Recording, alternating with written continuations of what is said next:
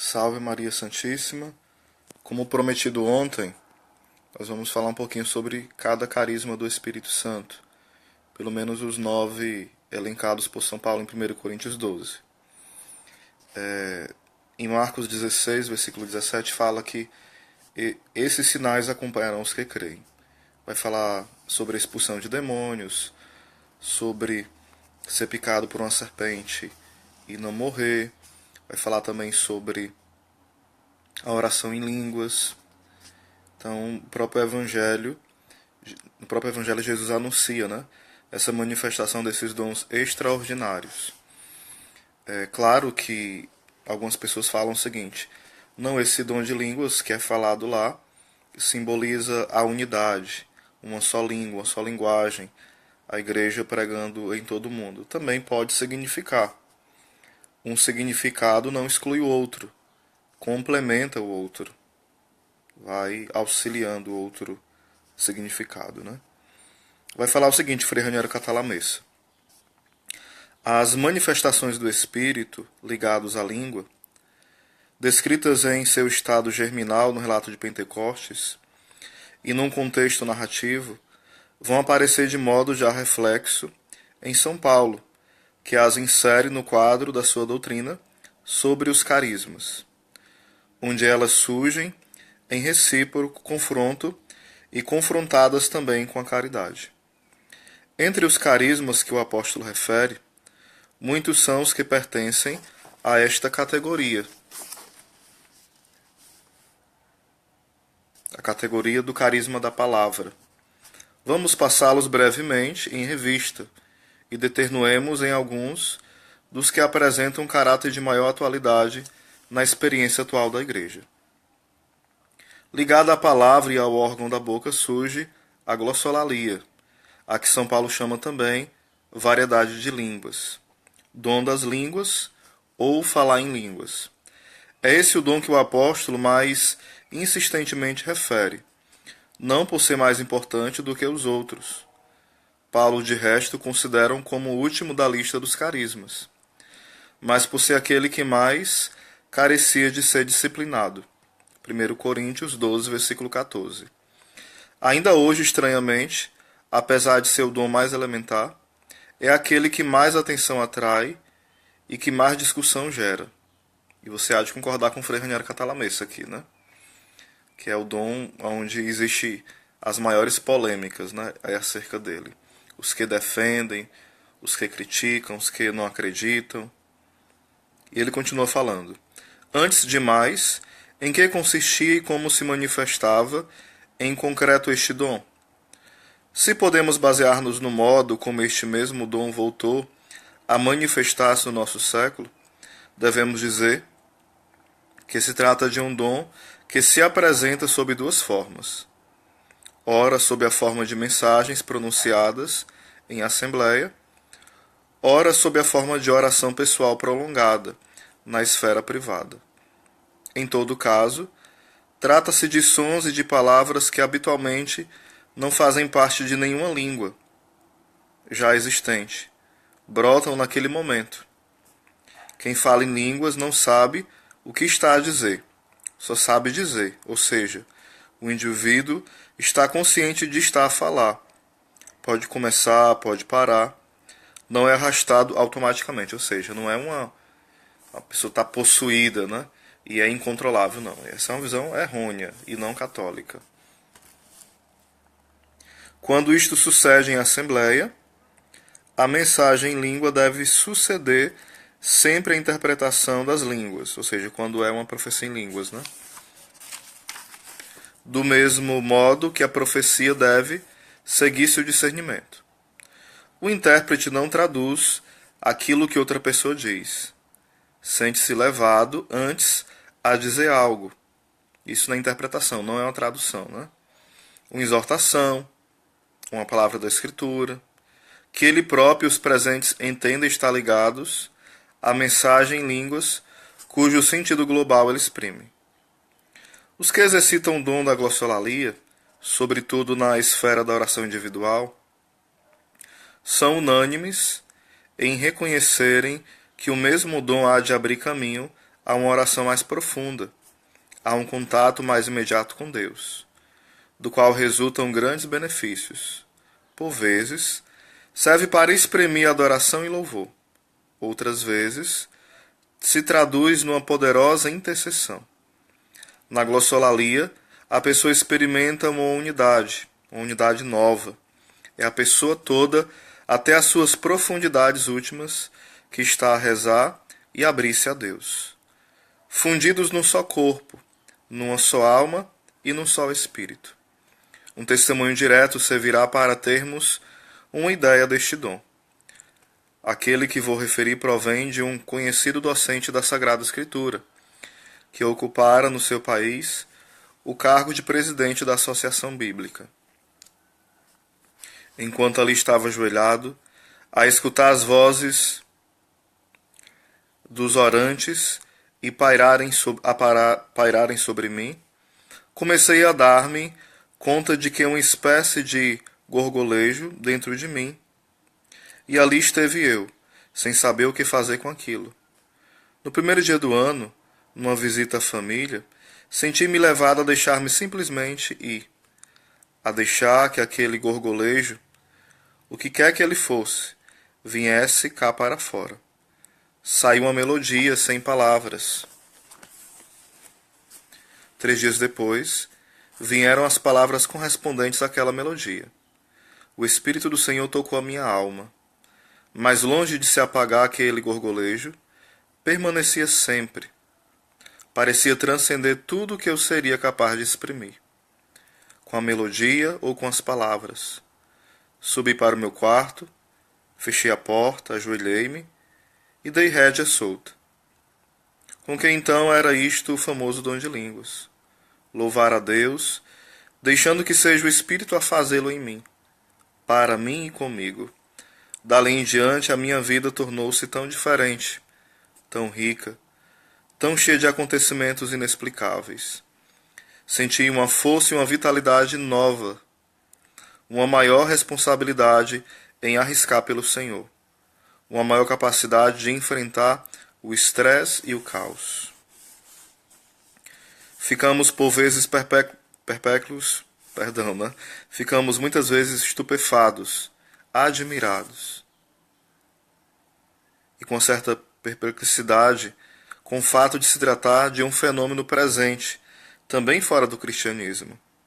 Por exemplo, na mântica do paganismo e, além disso, em cultos não cristãos. Por isso mesmo, todavia, isto não significa que se trata de apenas simples sugestão, de transes artificialmente induzidos. Significa, quando muito, que o carisma assenta numa potencialidade religiosa íncita no homem, a qual o Espírito Santo usa a sua maneira, e não a maneira humana. Todos nós nos damos conta, por vezes, do desejo de irmos além do esquematismo das palavras e dos conceitos. Estes obrigam nosso ímpeto expressivo, como que confinasse a espaços exíguos, de tal modo que o movimento do coração acaba por ficar inevitavelmente enredado e retardado. É possível escapar a este limite de duas maneiras: mediante o silêncio ou transcendendo as palavras, que é o que sucede na glossolalia. Não é por acaso que esse tipo de necessidade é hoje tão sentido também pelo artista. Existe um tipo de poesia moderna cujos sons e palavras não apresentam nexo lógico entre si. Uma poesia com nexo meramente harmônico, que pretende sugerir um estado da alma, mais do que descrevê-lo. O poeta Tagore tem um sonho em que ele próprio e Deus fazem sozinhos uma viagem ao alto mar. Nesse momento, diz o autor, os seus cantos irromperam em melodia, livres como as ondas, libertos da escravidão das palavras. Certos pintores modernos sentiram a necessidade de transcenderem as imagens e de confinarem a inspiração ao jogo livre das cores. Porque não haveria de poder suceder algo deste gênero na esfera religiosa, onde não é a mera inspiração que age, mas o Espírito Santo em pessoa? Isso dito, necessário se torna contudo também hoje, tal como no tempo de São Paulo, pôr um mas a seguir ao sim, evitando o perigo de sobrevalorizar o dom e de usá-lo sem discernimento. Na comunidade pentecostal, falar em línguas é considerado indício inaugural. Isto é o sinal necessário e suficiente de que se sucedeu efetivamente o Espírito. Devemos respeitar essa convicção, ou seja, entre os assembleianos de modo especial, né? Um dos sinais do batismo no Espírito, e um sinal muito necessário, extremamente necessário, é o dom de língua. Isso entre as pessoas da Assembleia de Deus.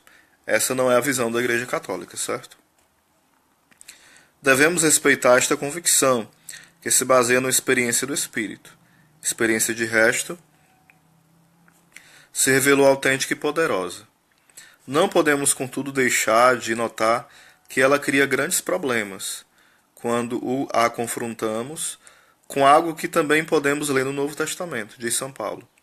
A outro é concedida a variedade de línguas. Acaso falam todos em línguas? Do mesmo modo que nem todos são apóstolos e nem todos realizam milagres, assim também para o apóstolo, nem todos falam em línguas. Fazer apenas deste carisma um carisma obrigatório para todos significa conferir-lhe um status especial e retirá-lo do próprio rol dos carismas, que são por definição dons concedidos por Deus, a quem quer e quando quer. Concedidos a um para o bem de todos. Desse modo, ao falar em línguas não se atribui a prerrogativa que São Paulo reserva para a caridade. Há de ser o dado comum, aquele que não pode faltar em ninguém, precisa ser dessa forma. Tal como sucede em outros fenômenos sobrenaturais, também o dom de falar em línguas pode ser falsificado por Satanás. Com amor, isso não ocorre, isso não acontece. Para ficar bem claro, né? Às vezes nós queremos obrigar as pessoas a orarem em línguas. E se não orarem, a gente quer forçar de alguma forma essa barra. Imitando, dando palavras positivas, né? A gente pode instruir sobre o dom, mas o Frei Raniero aqui, de forma muito amadurecida, ele vai esclarecendo que não é por aí. E concordo demais com ele, né? Só a crer que se deva certamente encorajar as pessoas a abrirem-se a este dom e a usarem-no de modo especial como forma de oração individual, para edificação de si mesmo. Todavia, se alguém se der conta de que, após diversas tentativas, não logra lá chegar, e se sentir que teria de continuar a fazê-lo sem convicção, melhor será não insistir, e não se sentir por isso diminuído, ou com dúvidas de ter recebido o Espírito. A quem perguntar, recebestes o Espírito? Por que não falas todas as línguas? Responder-se-á, de forma serena, como disse Santo Agostinho. Claro que falo todas as línguas. Efetivamente, pela caridade, pertenço àquele corpo que fala todas as línguas, à Igreja, que em todas as línguas proclama as grandezas de Deus, aquilo que eu falei no início, né? A par do falar em línguas, é necessário referir também o canto em línguas. Rezarei com espírito, mas rezarei também com a inteligência. Cantarei com espírito, mas cantarei igualmente com a inteligência. 1 Coríntios 14, versículo 15. Infere-se do contexto que cantar com espírito é um dos modos de falar em línguas, transportado para o plano musical. Indica cantar por inspiração, sem palavras ou notas pré-estabelecidas, mas variando consoante o momento e consoante a onda do impulso interior do espírito, uma sequência de sons. São Paulo acena com frequência a este cantar inspirado e carismático. Deixai-vos encher do Espírito Santo, e entre vós cantai salmos, hinos e cânticos espirituais, cantando e louvando o Senhor com todo o vosso coração. Efésios 5, do 18 ao 19. Ao avaliar pela experiência que dele hoje temos, nas Assembleias Pentecostais e Carismáticas, este dom surge como um dom simples e muito belo. além de permitir transcender o esquematismo das palavras e das melodias conhecidas, funde num só corpo uma assembleia inteira, fazendo dela verdadeiramente um só coração e uma só alma. Serve para exprimir adoração, louvor, júbilo, ação de graças, serena e majestosa a Deus. Da última nota de um cântico conhecido, ou mesmo do seio do mais completo silêncio, eleva-se pouco a pouco o murmúrio de vozes que se fundem, ganhando força e robustez, ou leveza e adoração, como que dirigidas por um regente oculto. Por fim, acabam por se apagar espontaneamente, como por um sinal invisível. É frequente este fenômeno ser o que mais impressiona os estranhos, jornalistas e operadores de televisão, por exemplo, que por razões de trabalho se encontram a escutá-lo durante alguma grande sessão.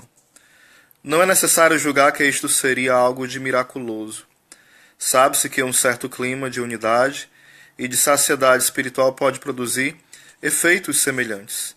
Trata-se, contudo, de um modo de o Espírito edificar a comunidade, de manifestar a sua presença. Numa palavra, é um carisma.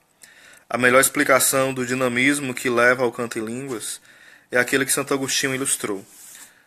Cantai jubilosos, Salmo 33, versículo 3. Que significa rejubilar? É entender sem ser capaz de explicar por palavras aquilo que com o coração se canta. Com efeito, quem canta, seja nas colheitas, seja nas vindimas, ou quando se está muito atarefado com qualquer outra atividade, começa pelas palavras dos cânticos a exultar de alegria, mas depois, quase saturado de uma grande alegria impossível de exprimir em palavras, deixam cair as sílabas das palavras e abandonam-se ao som do júbilo. O júbilo é um certo som a indicar que o coração quer dar à luz o que não pode ser dito, e a quem convém este júbilo, senão a Deus inefável. Inefável é, na verdade, o que não pode ser dito, e se não podes dizê-lo, nem tampouco calá-lo, que te resta senão rejubilar, de modo que o coração se abra a uma alegria sem palavras, e a alegria se dilate imensamente para lá dos limites das sílabas. Como fazê-lo? É o que Santo Agostinho comenta na exposição sobre os Salmos, né? As espirais de melodia pura, que com frequência no gregoriano nasciam da última sílaba cantada, não estavam elas mesmas na linha do canto em línguas, pelo menos no momento em que brotavam pela primeira vez do coração do compositor? Sobre São Francisco de Assis afirma o primeiro biógrafo que sempre que ficava inundado do ardor do Espírito Santo, exprimia o calor exuberante do seu coração, falando e cantando em francês. Era esse o seu modo de falar e de cantar em línguas. Embora belo, cantar com espírito ou em línguas é, no entanto, a única forma de canto inspirado também um canto comum. O canto com inteligência, como o denomina São Paulo, é em todos os seus gêneros, um veículo privilegiado do Espírito, com a expressão cânticos espirituais, isto é, inspirados pelo Espírito Santo. Mercê de sua inspiração, elevação, liberdade, do seu ritmo e da sua harmonia, o canto é talvez o meio de expressão mais connatural do Espírito Santo. É certamente o menos inadequado para se falar de Deus ou a Deus. São Basílio vai falar o seguinte, né? O mar é belo e suscita elogios a Deus, mas é muito mais bela esta assembleia cujo som misturado das vozes se assemelha às ondas a quebrarem-se na praia. É uma só a voz dos homens, de mulheres e de crianças, que se eleva com as orações que dirigimos a Deus. Uma calma profunda mantém este coro na paz. Então aqui é um pouquinho que o Frei Raniero Catalamissa fala sobre o dom de línguas, né?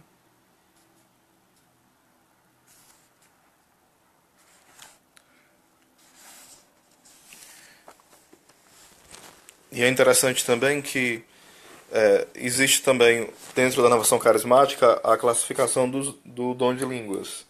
Alguns teólogos, alguns pregadores da renovação, como o padre Roberto de Grandes, né, eles catalogaram o dom de línguas como se fossem 9 partes, né? As operações.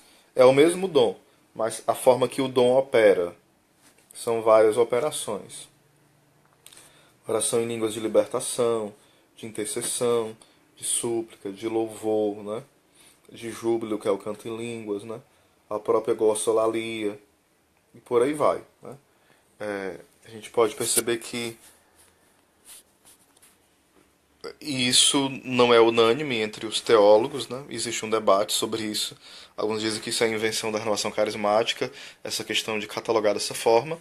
Outros já afirmam que é de fato real isso pela própria experiência, né? Então fica aí o debate aberto sobre esse aspecto, né? Então, algumas dicas de livro que você pode aprofundar este assunto. O Dom de Línguas, do Márcio Mendes, pela editora Canção Nova. Também Dom de Línguas, do padre Roberto de Grandes. Também esse livro do Frei Raniero Catalamessa, né? Que é o comentário ao Vine Creata. Tem pela editora Vozes e tem também pela editora Canção Nova. Então, um pouquinho também que você pode estudar, já um pouco mais do lado bem mais tradicional, é do Alessandro Lima, também sobre o dom de línguas. Muito bom também, você pode dar uma estudada. Então fica essas 3 dicas em especial sobre isso, né? Também no estudo bíblico da comunidade Shalom, do Enchei-vos, né, tem uma semana a respeito do dom de línguas. Uma semana toda onde você vai rezando com esse dom, estudando as passagens e aprofundando esse dom, esse carisma do Espírito. O Padre Paulo tem um curso chamado Teologia Mística e ele vai abordando, né, esse aspecto dos carismas do Espírito. Ele faz toda uma introdução bem aprofundada e depois ele também vai fundamentar a questão do dom de línguas, né?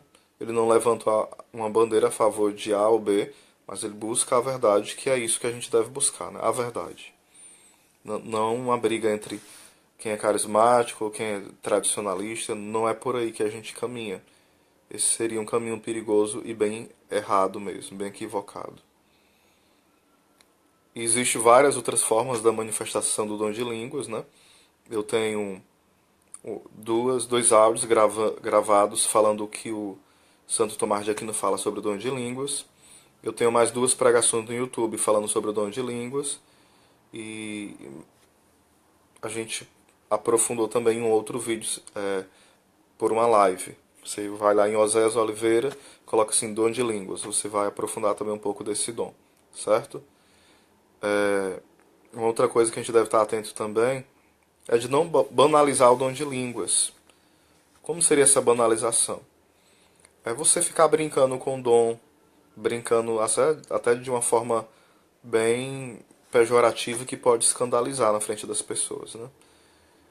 Como se o dom fosse algo que não valesse nada mesmo. Devemos usar esse dom e usar da forma melhor possível, discreta, mas na unção do Espírito.